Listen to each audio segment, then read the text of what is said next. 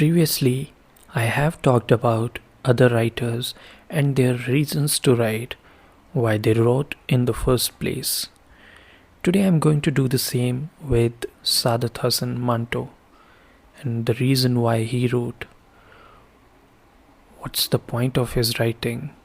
In his own words, there's a beautiful essay written by him. It's called Why I Write. So, I'm going to read some parts of it. In case you're not familiar with Manto's works, I would recommend you to check out the episode in which I talk about Manto's writings. So let's start this essay. Ladies and gentlemen, I have been asked to say how it is that I write. Now I don't really understand the question and what how means.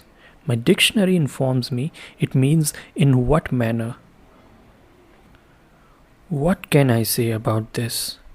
The best way of putting it is to say, well, I sit on a sofa in my living room, pile up a sheaf of paper, unscrew the cap of my fountain pen, and begin to write. My 3 little daughters play in the same room. I chat with them every so often. I settle their quarrels, sometimes while I'm tossing a salad for myself. Should someone drop in, I play host and chat with them too. But through all of this, I continue to write. Now, if I were to be asked why is it that I write, I have an answer for that too. The most important reason is that I'm addicted to writing, just as I am to drinking. When I don't write, it feels like I'm unclothed, like I haven't had a bath, like I haven't had my first drink. I don't actually write the stories, mind you, they write themselves. And that shouldn't be surprising. You see, I haven't had much education. I have, however, written 20 books, and I am often astonished at the thought of who their writer could possibly be. Clearly important enough a man to be taken to court so regularly for obscenity. When the fountain pen is not in my hand, I am merely Saadat Hasan, a man who knows and is able to express little. It is the pen that transforms me into Manto. The story I am working on is never on my mind or in my thoughts. It is always in my pocket, unnoticed. I keep exerting my mind so that it might squeeze out the opening paragraphs, but to no avail.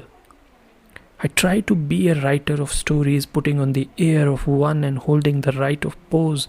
I light one cigarette after another, but nothing comes out. In the end, I tire and lie down like a spent woman, exhausted from the exertion of unwritten stories. Then I get up and do other things. I feed the sparrows, take the trash out, and play with my little girls. Their shoes, those tiny shoes dispersed about the house, I collect and put in their place.